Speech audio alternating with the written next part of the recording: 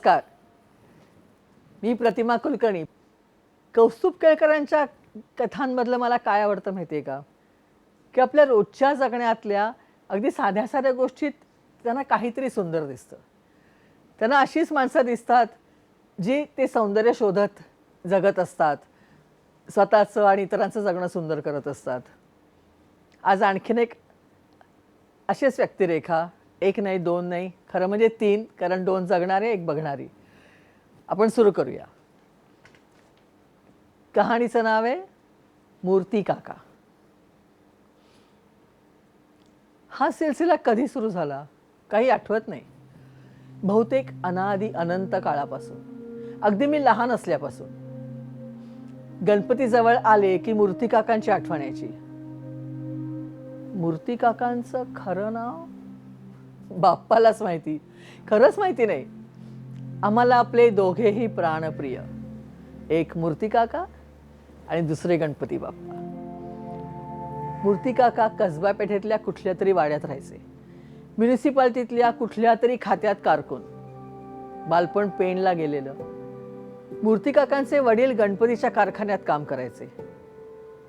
हातात जादू, तीच जादू पुढच्या पिढीत झिरपत आलेली.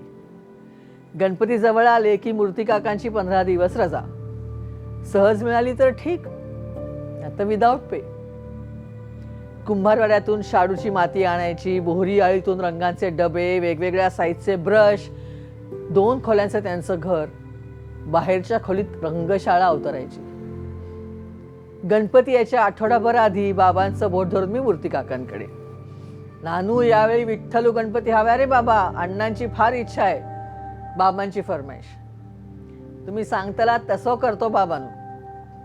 मी आपली मूर्ती काकांकडे बघत बसायचे. चट्टेरी पट्टेरी पायजमा, बाह्यांचा गंजी फ्रॉक, त्यातून डोकावणारं जानवं. गंजी फ्रॉकवर रंगपंचमी, नाकावर न ओघळणारा चष्मा आणि घड्याळ विसरलेला हा विश्वकर्मा. मूर्ती काका मान वर न करताच उत्तर द्यायचे. त्यांचे हात, डोळे, मेंदू सगळे त्या मातीच्या गोळ्यावर फोकस करणारे. बघता बघता त्यातून गणेश प्रगटायचा. तल्लीन होणं म्हणजे काय, खरंच मूर्ती काकांकडनं शिकावं. कामातून खरा आनंद, आनंद सृजनाचा, निर्मितीचा, अफलातून असावा. आत्ता पटतंय.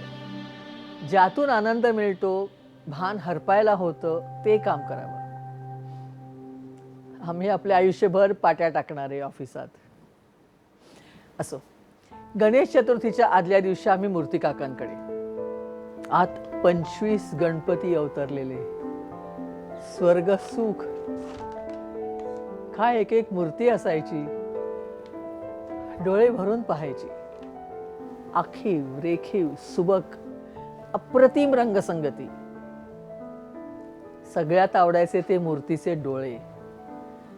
कुठूनही बघा असं वाटायचं बाप्पा आपल्याचकडे बघतायत. बाप्पांची कृपादृष्टी सदैव आपल्यावर आहे. बाप्पा गालातल्या गालात हसायचे सुद्धा. काळजी नको, मी आहे पाठीशी. बाप्पांची ती आश्वासक नजर. बाप्पा दिसले की उत्साहाला उधाण. मनाच्या कानात आनंदाचे ढोल ताशे वाजायला लागायचे. ही सगळी मूर्ती काकांची जादू. प्रत्येक मूर्ती घडवताना जीव ओतलेला, प्रत्येक मूर्ती म्हणूनच जिवंत. एकाही मूर्तीसाठी मूर्ती काकांनी कधी साचा वापरला नाही. प्रत्येक मूर्ती हाताने घडवायचे. जरा मोठी झाले, सायकल चालवता यायला लागली. गणपतीच्या आधी 8-10 दिवस रोज संध्याकाळी मूर्ती काकांकडे जाऊन बसायचे.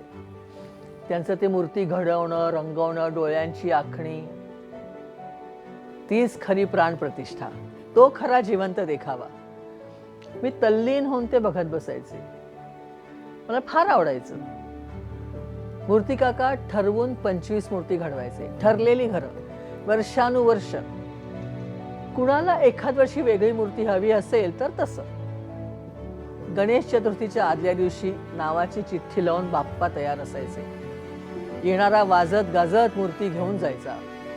जाताना काकूंकडे पैसे देऊन जायचे. किंमत, देवाची किंमत. देवाची किंमत कधीच करायची नसते. मूर्ती काका असंच म्हणणार. मूर्ती काकांकडच्या बाप्पापाशी किमतीचं लेबल कधीच नसायचं. लोक अंदाजाने पैसे द्यायचे. मूर्ती घेऊन जाताना बघितलं की मूर्ती काकांचे डोळे डबडबायचे. लेक चालली सासरला सारखा फील येत असावा. अनंत चतुर्दशीच्या दिवशी डोळ्यातला धबधबा कधी गाली ओधळू लागायचा कळायचा नाही. याचं सगळं क्रेडिट मूर्ती काकांनाच. मूर्ती काकांचा रवी साधारण माझ्याच वयाचा, या सगळ्यापासून अलिप्त असायचा. बाहेरच्या खोलीत पुस्तकात डोकं खुपसून बसायचा. हुशार होताच, तुसळा वाटायचा. ठरवून आर्किटेक्ट झाला. छान चाललंय त्याचं. कॅम्पात ऑफिस आहे स्वतःचं. मोठा फ्लॅट घेतलाय कर्वे रोडला. सगळे तिकडे शिफ्ट झाले. कसब्यातली ती भाड्याची जागा आहेच. मूर्ती काका आता पुढची अशी रिटायर होती. अजून सायकल हाणत कसब्यात जातात. गणपती शाळा चालू आहे. मध्ये एकदा रवी भेटला होता. तुमचा बाप्पा आवडता असेल, मला मात्र बिलकुल आवडायचा नाही. वेड्यासारखे वागायचे बाबा. 15-15 दिवस बिनपगारी रजा, त्यापैकी प्रमोशन नाही. आईची खूप ओढाताण व्हायची. लोक पैसे द्यायचे, त्यातनं मटेरियलचा खर्चही भागायचा नाही. यांच्या मूर्ती बघून बऱ्याच लोकांनी साचे बनवले, गणपतीचे कारखाने काढले, गब्बर झाले. आम्ही आपले तसेच. खरे रवीचं बरोबर आहे. आता ठीक चाललंय ना तुझं? बाप्पाची कृपा, मी म्हंटल. म्हणूनही माझाही बाप आहे तो. मलाही वाटतं त्यानं आरामात राहावं, धावपळ कमी करावी.